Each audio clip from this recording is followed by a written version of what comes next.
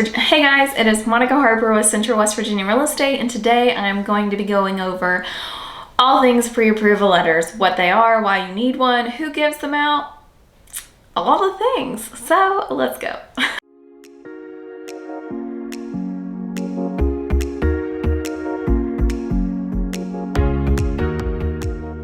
So you are a buyer, you've decided that you're ready to start looking, and you call an agent up, you're like, I would love to come look at this house you have listed. Can I come tomorrow? And the agent's like, you have to be pre-approved. Do you have your pre-approval letter yet? And you're like, pre-approval? I've had people ask me if I can give them pre-approval letters. No, a pre-approval letter is a letter from a financial institution. So maybe it's from your local bank if you decide to work with them. Maybe it's from an online lender. There's tons out there. But basically they do a financial deep dive of your financial history. So they'll want to look at your W-2s, your bank statements, your pay stubs. They'll do a credit report. They're really interested in your debt to income ratio to really determine the amount that they feel comfortable lending to you.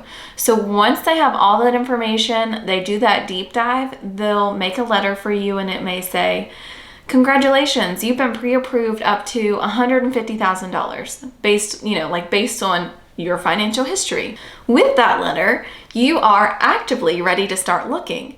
Now that means even if it says up to $150,000, that doesn't mean you actually have to have a house $150,000. You could always do something under that, because sometimes they'll give that amount, and then when it comes to the actual mortgage payment per month, sometimes people can't afford that if you purchase a $150,000 house. So always keep that in mind. Always ask for an example of the monthly note, whatever it may be. But once you have that letter, you are ready to start looking. And one of the most important reasons as to why you should even have a pre-approval letter, not only does it allow you to start looking, because some sellers, they say, I don't want anyone in my house who's not pre-approved. And I've had buyers before who get offended when people ask, are you pre-approved? Have you talked to a bank? They're like, that information is private. Why would I need to go get pre-approved first? They don't need to know that information. Honey, it's 2022. If you're not pre-approved, what are you doing? If you're offended by that, then maybe you're not ready to start buying a house. Sellers do it because they don't want their time wasted. They don't, especially if you have kids, if you have dogs, and you have people coming into your house and you have to make arrangements for that. These people come in, they look at your house, they're like, oh, we love it. They put an offer in. Well, then a few days later, they don't get a pre-approval. The bank's like, oh, we can't approve this for $150,000. It's just your debt to income ratio is too high. Then you've wasted the seller and the agent's time.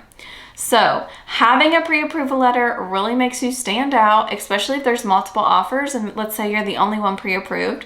More than likely, the seller's going to go with your offer, even if it is sometimes a little less, because you've actually done your homework. You've went to the bank. So those are some reasons why it's very important to have a pre-approval letter. Now, once you get that, please do not go out and buy a car. Do not go out and buy a camper. Do not do any big purchases unless you've talked to the lender first, because it definitely can throw off everything. It can definitely end transactions as well, or you may be required to have a higher down payment because your debt to income ratio changes. But basically, that's what a pre-approval letter is. If you need some lender recommendations, if you're ready to start your home buying journey, I am happy to help or answer any questions you may have. Just let me know. Until then, I'll see you next time.